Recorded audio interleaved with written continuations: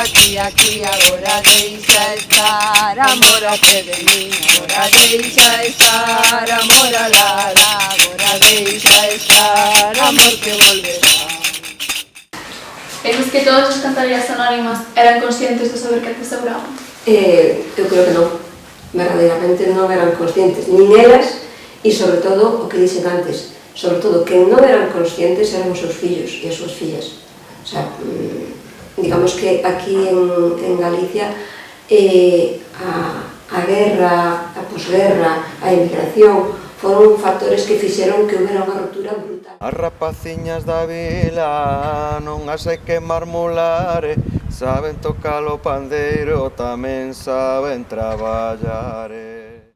Bo día. O Día das Letras Galegas do ano 2025 está dedicado á poesía popular oral e, como representantes desta poesía, ás cantareiras e pandereteiras Rosa Casás, Adolfina Casás, Eva Castiñeira, Prudencia Garrido, Asunción Garrido e Manuela Lema.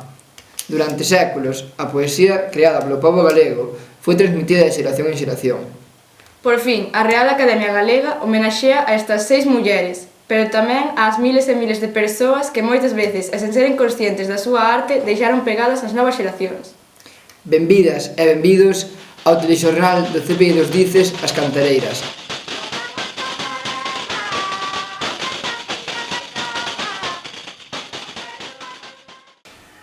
Por que as mulleres foron principalmente as creadoras e transmisoras desta literatura oral? Porque as foliadas ou xuntas, entre outros nomes, teñen máis nomes, pero quenes se organizaban eran as mulleres. Porque era unha forma de, digamos, con palabras modernas, de ligar, de conquistar. Non é como agora. Agora hai discotecas, agora vais ao cine. Antes non. Antes, sobre todo a muller, porque a minda podía dicir, bueno, hai festa en Padrón, pois imos a Padrón, o home, pero a muller non podía ir. Entón, non poder ir, elas eran as que organizaban esas festas nas aldeas.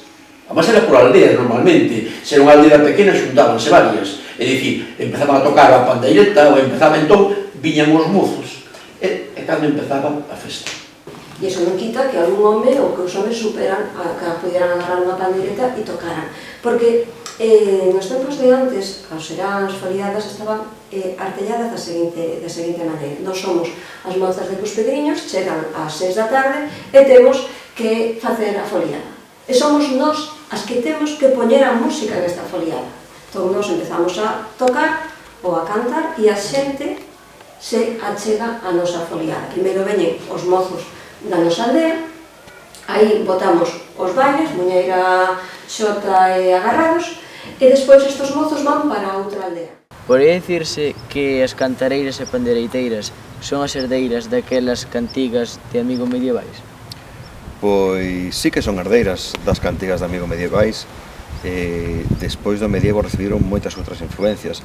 E antes do medievo tamén temos constancia de que os habitantes de Galicia cantaban, bailaban, daban palmas, teñan a súa propia estilo de muiñeira, e así eran recoñecidos polos povos veciños. Na época medieval, sen dúbida que a música tradicional deixou unha pegada fonda non só en Galicia, sino en toda Europa. Recordade que o galego era unha lingua de prestixio, que moitos poetas querían compoñer en galego, aínda que nos quedan moi poucas mostras desas composicións. E aí conocín a figura de Dorothea Schubert, que Dorothea Schubert é unha musicóloga suiza que estivo nos anos 70 e 80 recollendo a música de tradición oral que había en Galicia. Entón, ela tiña a teoría de que nas periferias de Europa, nos sitios máis pobres, se conservaba a música tradicional. Entón, ela, tendo 20 anos, veuse para Galicia, percorreu Galicia a pé, en coche, en autobús, a dedo, para intentar probar isto. E, efectivamente, aquí conseguiu atopar músicas que databan, pois, non sei, que tiñan 500 anos, que eran músicas totalmente desaparecidas. A imaxe desta rapaza suiza que iba ela soa polas aldeas naquela época, recollendo estas músicas polas que seguramente non preguntara nadie antes de ir ela por ali. A a idea era propoñerlle que ela participase no documental e a intención que tiñamos era revisitar con ela algúns informantes e algúns lugares nos que estivo ela hai 40 anos. Rosa e Adolfina Casas Rama eran tía e sobriña, fillas de solteira, que tiñan que ganar o seu pan desde ben pequenas. Ao redor delas, a súa familia e amigos xuntábanse para apreciar a súa arte. Dorothée Schubart, en concreto, unha musicóloga suiza que veu estudar a música tradicional e que gravou a miña avoa Rosa e a miña madriña Adolfina en Cerceda, recoñeceu nas melodías que elas cantaban algunhas melodías medievais desas das que me falas. E non só as cantigas de amigos, sino moitas cantigas que se usaban para regueifar, as cantigas que se chaman de escarnio e maldicer, as cantigas para meterse con alguén, tamén veñen desa época medieval e perviven todavía na nosa música tradicional, así que... Ti lembras a Rosa e Adolfina? Como eran estas mulleres no seu día a día? Como poden ser as vosas aboas, dos aboas normais e correntes, dos aboas que pasaban tempo con nós, moi cariñosas, que nos malcriaban moito, que de vez en cando collían unha pandeireta e Eva Castiñeira era de Muxía. Nos anos 80 actuou como milladoiro nos escenarios e participou noutros proxectos musicais. Ademais, o grupo Leilía adicoulle un dos seus discos a esta cantareira, posto que ela non obtivera o recoñecemento merecido en vida. Esta muller foi a primeira cantareira que se gravou, publicouse un disco daquela. É maravillosa e ninguén a coñece. Entón, un pouco, na figura de Eva, nos quixemos personalizar esta realidade que se vive e que se viviu, de que as cantareiras como que non teñen nome, como que se elas non importaran. Os gaiteiros teñen nome, elas non. Entón, un pouco foi ese querer poñer en valor a todas esas mulleres que nos transmitiron o seu legado na figura de Eva Castiñeira.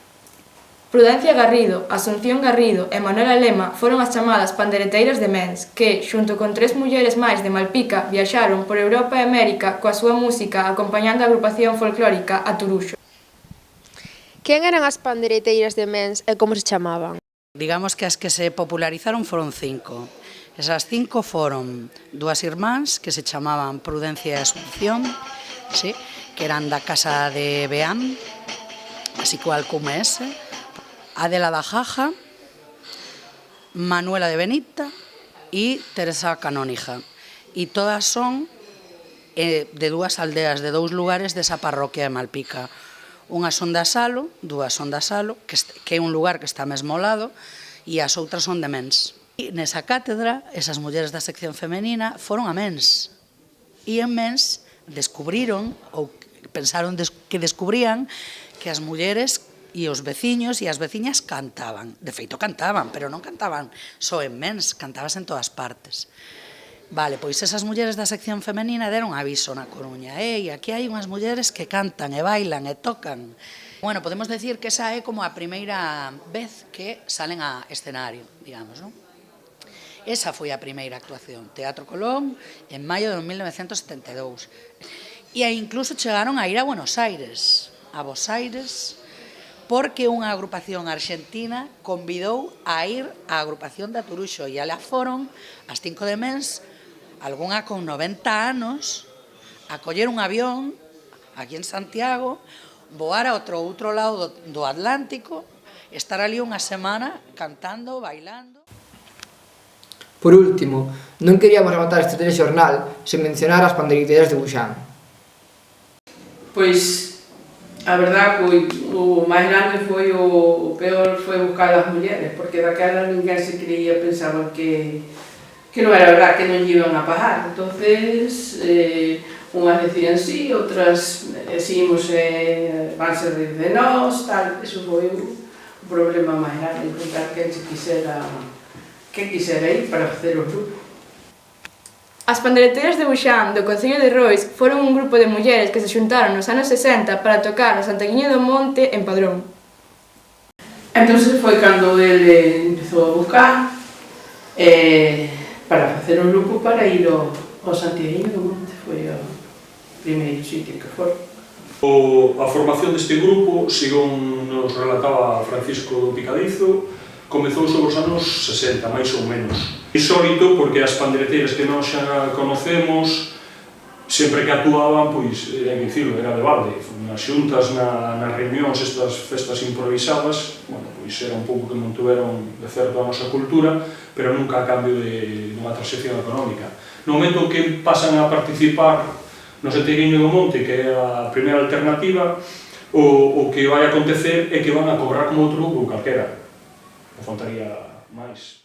Aínda que non sen críticas, foi tal o éxito que acadaron que durante varios anos actuaron nas festas de Padrón e incluso no ano 1964 se desplazaron a Vilalba. No 64 foi cando foron tocar a Vilalba. Foi a única vez que foron así afora. Entón, ese ano cobran como os gaiteiros e a partir do terceiro ano incrementan, van a cobrar máis. Por que? Porque a xente demanda, quere que este o grupo de pandeireteiros de Buxán.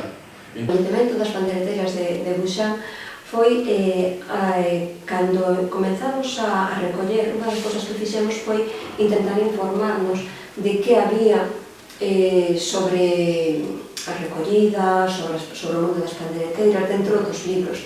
E a nosa sorpresa foi cando empezamos tamén a mirar en periódicos e encontramos cartéis anunciando a actuación das pandeireteiras de Buxán no Santiaguiño do Monte. Nos traballos do campo estaban moi relacionados coa música e coas cantigas. Por exemplo, era moi normal que nas colleitas, sobre todo, ou se nas colleitas, ven unha muller apañando erva, que estivese cantando, ahora non se escoita cantar, antes cantábase moito. Cantar sí, porque iban á erva e andaban cantando. De feito, hai coplas que dicían fun á erva ao Montelo, o aire levou o palo e me la cinta do pelo. Que non deberá ser o final de nada. Penso que si deberá ser un principio, porque todavía nos faltan moitas investigacións, todavía nos faltan moitos estudos, todavía nos falta moito traballo por facer. Temos xeracións de futuro que sodes vos, sí? Que podedes aprender a cantar, tocar, bailar, así recuperamos lingua, así recuperamos comunidade. Ai vos vai a despedida, ai vos vai a derradeira. Acabou o chocolate, rompeu a chocolateira. E ata aquí o telexornal do CPI dos Dices, As Cantareiras. Agardamos vervos nunhas novas edicións deste telexornal para seguir festexando as nosas letras. Grazas, Samuel. Grazas, Noemí. E dende Rois, feliz día das letras galegas.